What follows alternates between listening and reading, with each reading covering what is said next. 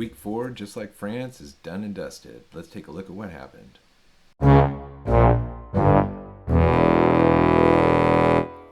Let's start with a beginner game between Collin and Cara.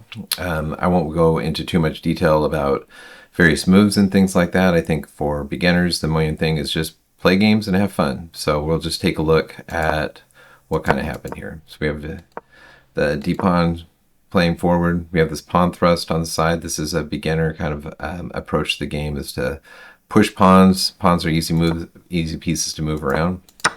And the pawn gets snacked off by the bishop. But good job from white to recognize that the knight needed some extra defenders and brought the queen in for that defense. We get some more kind of standard moves, and these are actually, I would say, for this position is really good for beginners. They have their pieces out, pawns are in the center, everything looks pretty stable and well structured right now. You get castling, bishop comes out, it's putting a lot of pressure along this diagonal here. And then this is a great aggressive move by Cara, jumping the knight in, attacking some of the pieces in the center of the board. Queen has to move. And this is a very, very interesting move. Even if you're more advanced, I would recommend just pausing the game here and taking a look at this position and trying to evaluate what is happening here. Who is better? What would you play if you were on the white side of this and you were facing this move? What is the right strategy here?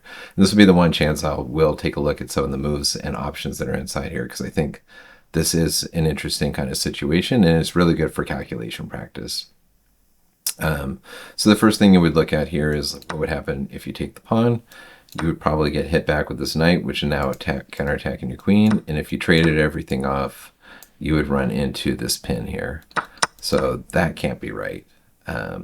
So what happens if you take the pawn to take with the knight and then you move the queen somewhere? Well, you might get hit with this c5 move, and then if you were to take that pawn off with the queen, then you would drop this knight over here.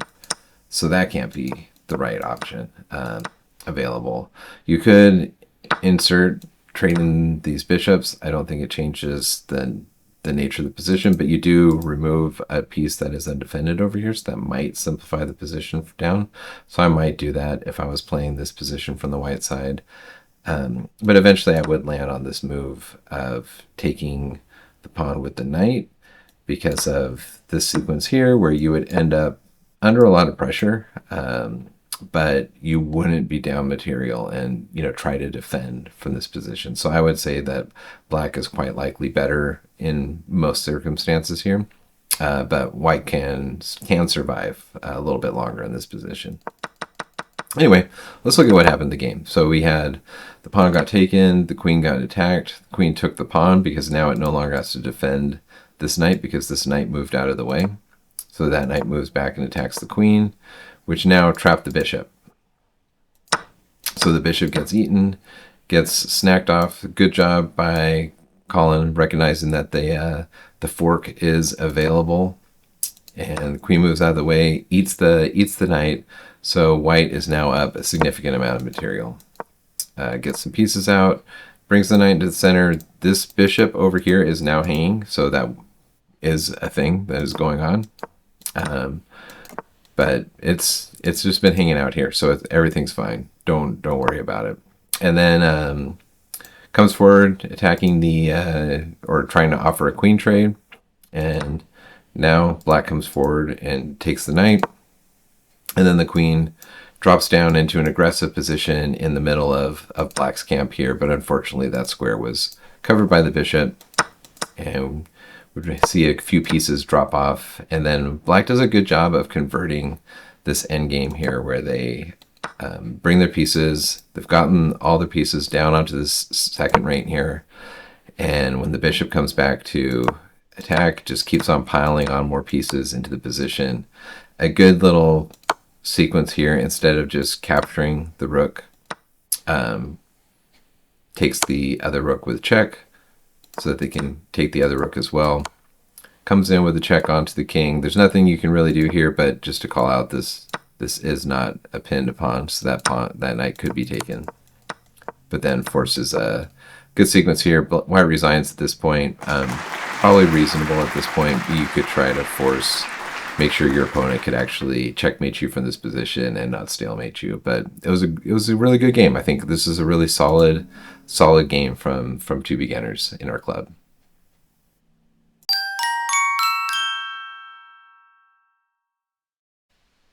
Let's look at the game between Aiden and Alex as we progress up the rating ladder here.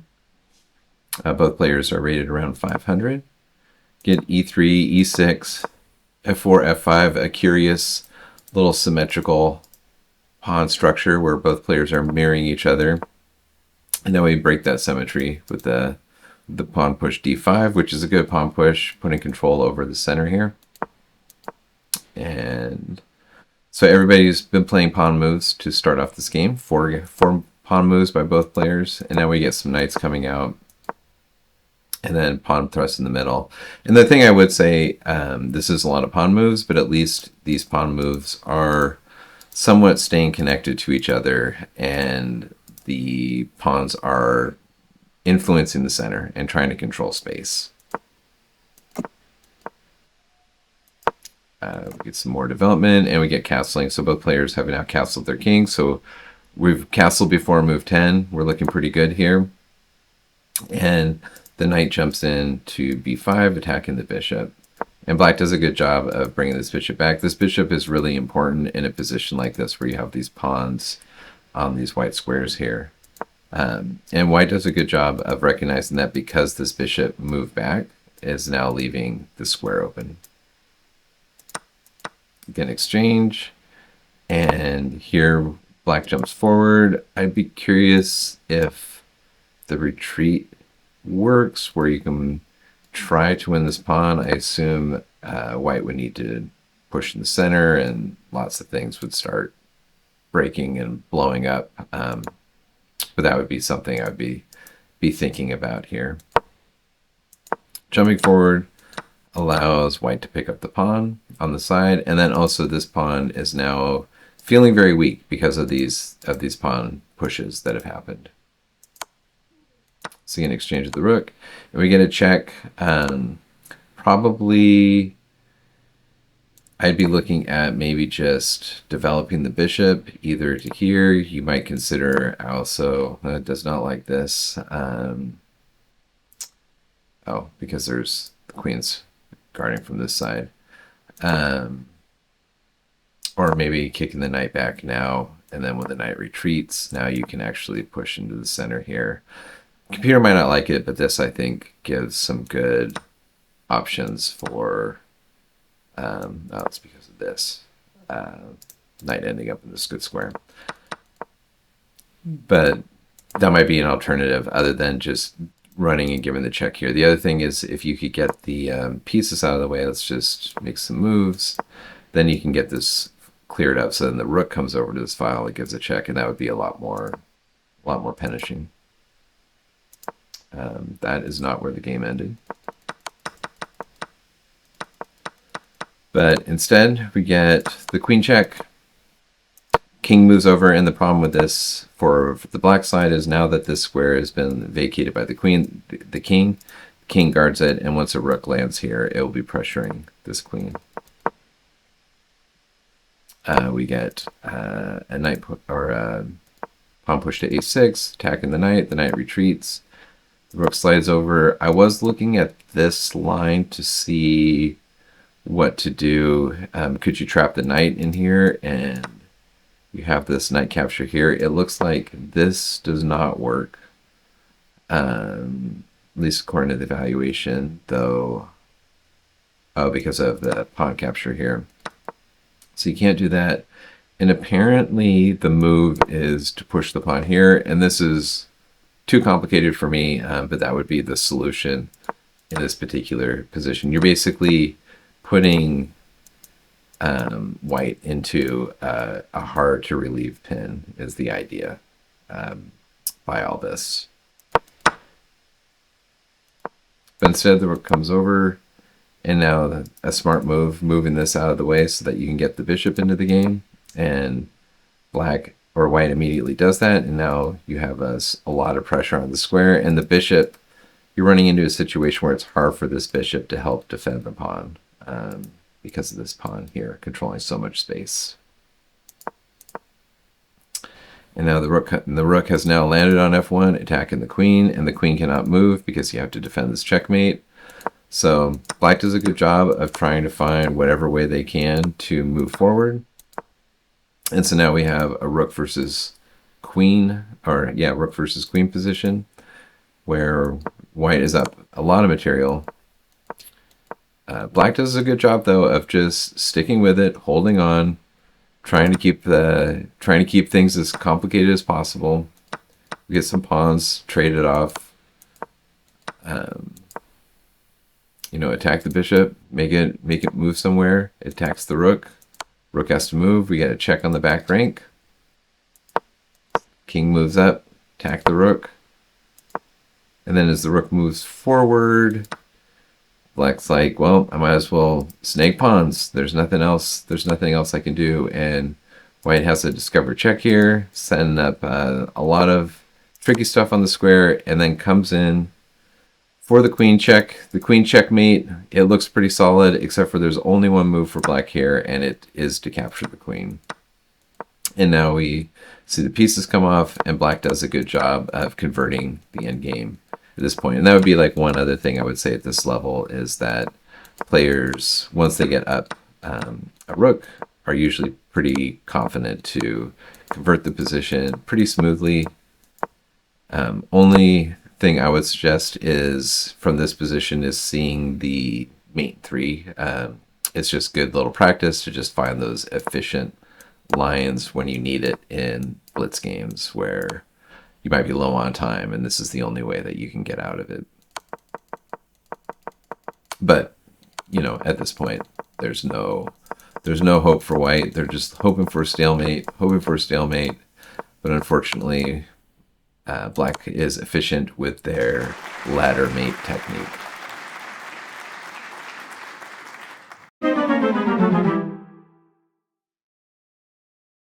Let's take a look at our 1,000 rated players, and we have Memo versus John. e4, e6. So we get this exchange French variation, very stable formation, very symmetrical from both sides. And then we get this knight c3. I think from the white side, you want to leave room for this pawn to move forward and put pressure on the position, either right away or you could bring the bishop out first, would be some alternative ideas. And we kind of we're ending up in a very kind of symmetrical formation here. Pieces are lining up, opposing each other, both sides castle. And again, we got these bishops lining up. So everything's very symmetrical, except for you can see there is a difference between this structure over here where black has this pawn move supporting into the center, whereas white has this knight here. But this knight doesn't have great prospects right now of squares to move towards. And white challenges the bishop and then pushes the bishop back. And this is a strategy for breaking the pin. But on the other hand, this does weaken the space around the king because these two pawns are now advanced forward and they can become targeted by the black pieces. We get some trading off. Queen comes forward. This does put the queen in line with the bishop here, but it might be worth considering actually moving the queen all the way to d3 instead. There, helps support the knight. Also, it actually kind of like leaves more room for the bishop, so the bishop has more squares available to it. And then when the rook can come over and so on from there.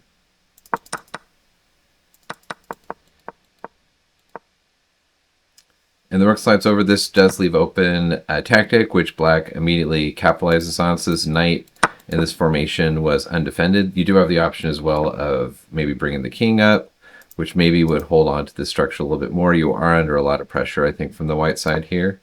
But by bringing the rook over instead, it does leave open that this knight's undefended, so black is able to snack off a pawn. Then the king comes up to now attack the rook, but then this rook slides over. And I think what's interesting is you see a position here, and this is what happens in a lot of intermediate and even more advanced games, is, even though the material is only a 1 pawn difference, we can see the evaluation is pretty strongly in favor of black, and that's just because of all the pressure that black is able to coordinate out of the position. So it's not just winning that pawn, it was also that winning that pawn resulted in all of the pieces becoming active and focused against the white position. White goes and tries to trade off some pieces, which is a good idea. Sometimes if you can trade off some pieces, you can alleviate some of the pressure. And black comes back and challenges the rook that's infiltrated the position. I would look at moving the queen forward. I think when you have such a dominant position, while you are up and trading is good, sometimes it's good to just hold on to your pieces a little bit longer, and sometimes you can kind of force white to make further concessions because of the activity that you have. Once this rook or this queen got over, if you got them tripled on this f file here, this would be a lot of pressure for white to navigate and handle.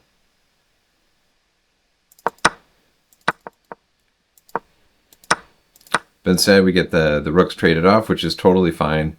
This simplifies the other side about this from the whites or from the black side is that it simplifies the position. So there's less opportunities for white to make any counterplay from here. And this should make the task simpler for black to handle. White continues to try to infiltrate, and black does a good job of challenging any of the pieces that infiltrate into the position. So kind of following a policy of when a piece is advanced into their position, they're trying to push it back and continue to attack it. And the result of that is this the white queen jumped in and was trying to put pressure or try to attack the position. Instead, it got pushed back out, and now it's resulted in black's pieces becoming more active. All these pieces are on better squares than they were before.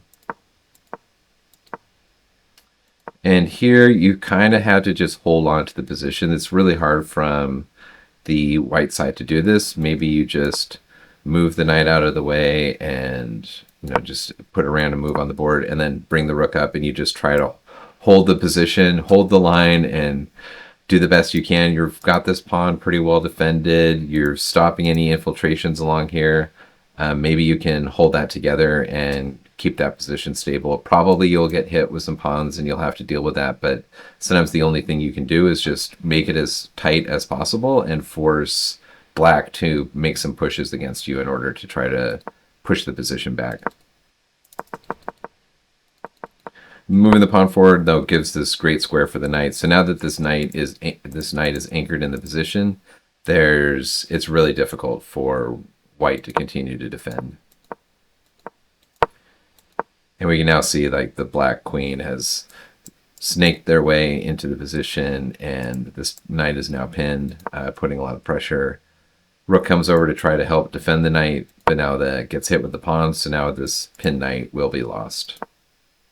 Moving out of the way of the pin, taking the knight, the rook was hanging, but nothing wrong with taking the knight with check. And then black moves to infiltrate, and white forces that off. So at this point, you're kind of in a situation where white has no ability to do anything active in the position. This knight just clamps everything down, and black will easily kind of walk the king into the position and convert it. You just see this steadily just bringing things forward. Not worried about what white is doing over here. There's no path forward for white. We get this trade off. And winning the knight. Winning the pawn. There was one trick. You can always try to push this pawn. If black makes a mistake, you can sneak through. So sometimes you just have to, you're losing, just put an option out there where there is a path for you to win. If you can get that pawn to there, you will win the game. So sometimes it's the only thing you can do. Instead, white just takes the pawn and moves it forward, but now there's no way for white to make any active moves. And black brings their pieces back, takes the rest of the pawns, and makes some extra queens and checkmates.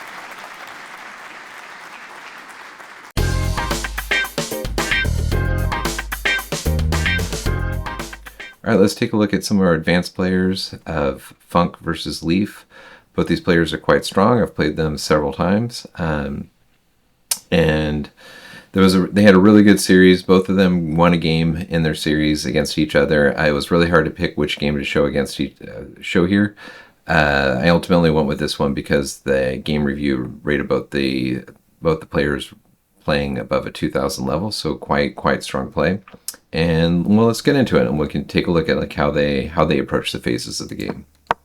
So we get a symmetrical opening, we get a Petrov defense, and Funk declines taking the pawn here. It's totally fine to take this pawn, and you go into a series of, there's lots of different possibilities that can kind of happen from there, but nothing wrong with that. We end up in this 4 knights variation here. And then Funk brings the bishop out to b5. I believe Funk loves playing these Spanish lines where the bishop comes out, knight comes to f3, the bishop comes to b5. Leif challenges that bishop and pushes it back, and the bishop lands on b3. This is a little different from what we saw in the previous game of pushing the pawns forward, because this is happening on the queen side, away from where the king is. The king is going to end up over here at some point.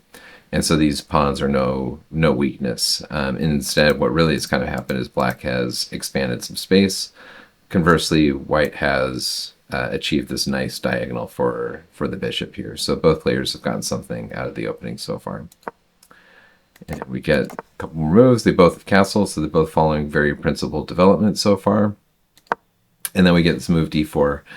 And one thing real quick is just noticing the time here. So Leif has spent 15 seconds, under 15 seconds so far for the first, 7 moves.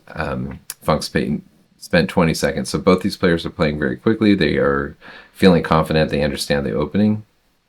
And Leif plays this d6 move. It is interesting to note when at this level, we start to get familiar with certain patterns, so we start to play some moves automatically, and this would be one of those opportunities to just take a look at this move, capturing the pawn here. If white was to recapture, this would be a serious mistake, as the bishop would get trapped. So there was that option, was definitely available there. And likewise, if the move that white would have had to find is like advancing this knight into here, and a whole sequence of craziness can happen. But this is the kind of tactical shots that can kind of show up sometimes in the opening.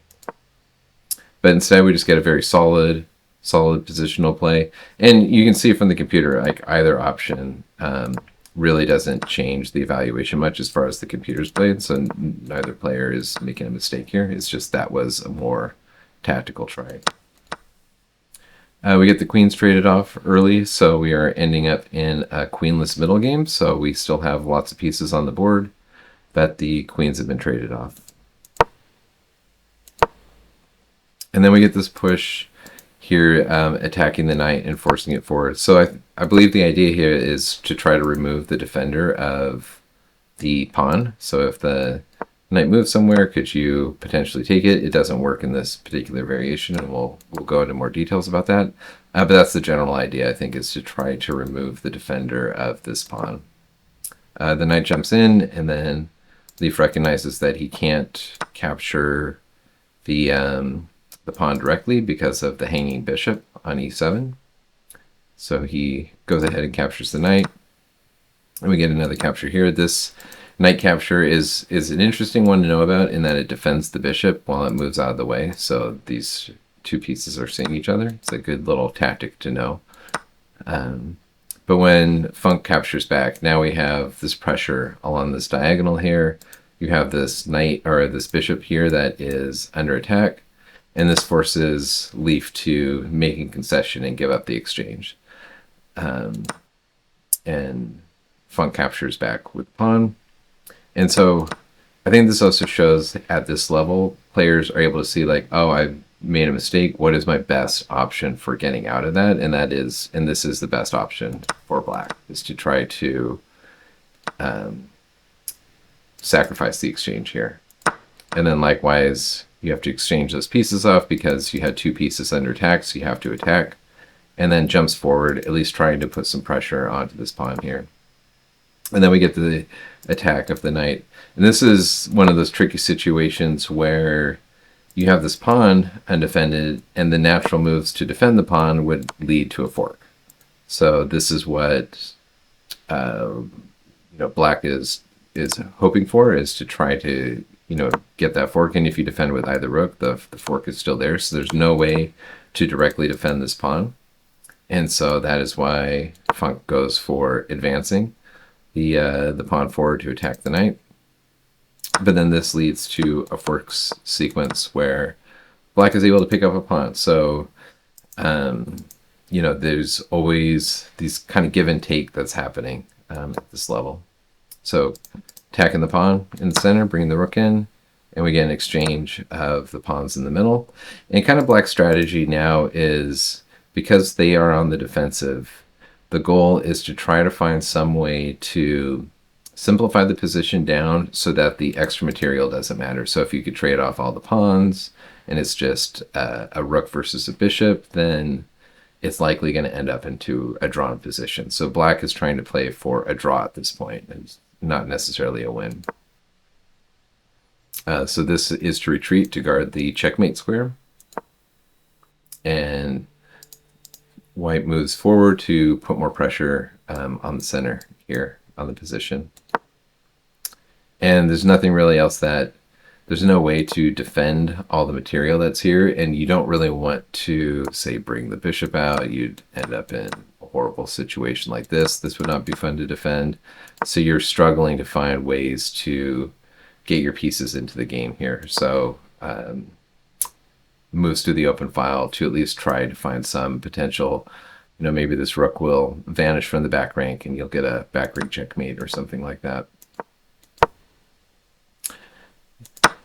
And so we get a few more pieces coming out, and at this point, there's no real easy way to hold on to this pawn here. Maybe you could try something like this, but then you're going to end up actually back rank mated, so that's not going to work out too very well. So you have to keep the bishop here in order to cover this square. You can't defend this pawn any other way. There's no way to defend it with these pieces. If you go for passive defense, the rook would come behind and eat this pawn. So black is in a really tough situation here about how to proceed. So it just tries to kick the knight away. Knight comes in and captures, and now at least the bishop gets to this diagonal here. Maybe it can pick up that pawn. And knight comes back. And when the pawn gets picked up, that means the bishop has now left the defense of this square. And so white goes in to exchange off more material. And this is part of that conversion process I was talking about earlier, where white recognizes that they have a winning position, and what they're trying to do now is convert the position as smoothly as possible. So they're just trying to grind out any of black's counterplay and then convert into a win. And maybe here there was, maybe trying to bring the bishop to the center and at least pin this pawn for a minute. Maybe you can get something going. It's really hard to say. I think at this point, black's just hoping that they can hold on to this pawn somehow and, maybe get the bishop anchored with it. And, even if you get it pushed forward a few squares, there might be some way of kind of holding and saving the position. So that's what black is looking for here. So trying to reroute the pieces. So you're trying to move forward and try to find some way to get a fork or put pressure onto a weak pawn. Pawn gets attacked, moves forward, rook slides behind. And this is, an unfortunate kind of end, but I think at this point there's not much way for black to hold on to this position at this point. I think, maybe the best you could hope for is bringing the bishop back. But once this pawn drops, you're trying to defend this endgame down a pawn with these pieces, and eventually, or white should be able to break through.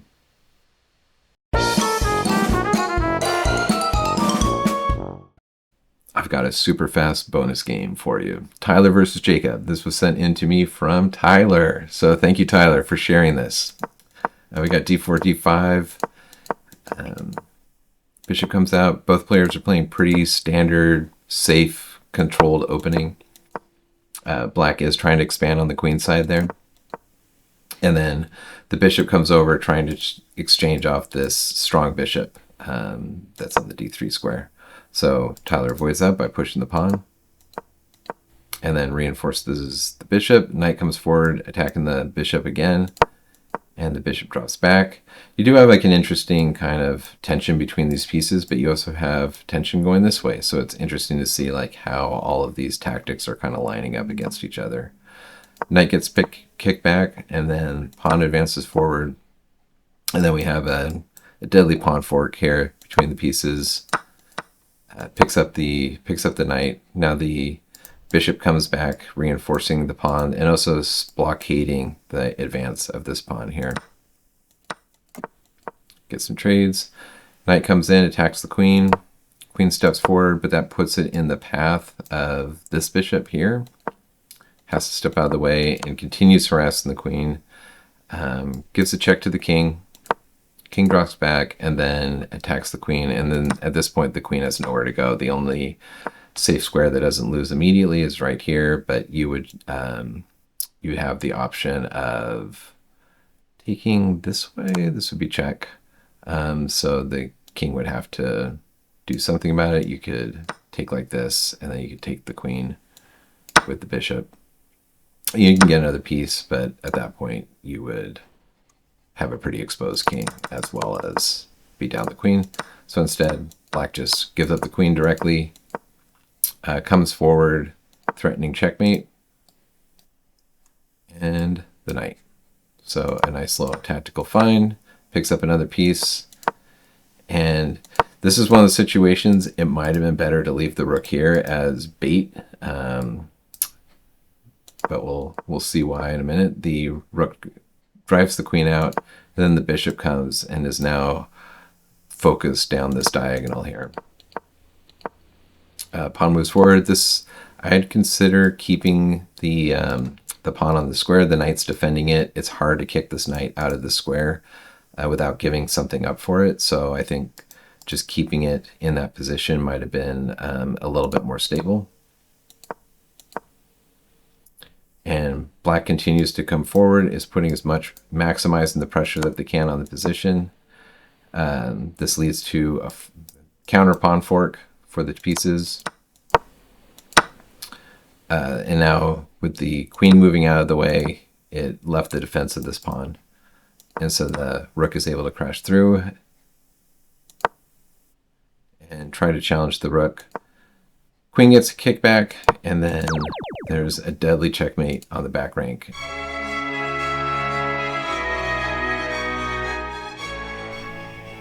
So week 4 standings, we have Trevor on top with the perfect record. Good job, Trevor. Keep the tradition going. And just a strong group of players following right behind. So it'll be interesting to see how the rest of the tournament shakes out. And we'll see how long Trevor can keep his perfect record going. Y'all got to start gunning for him.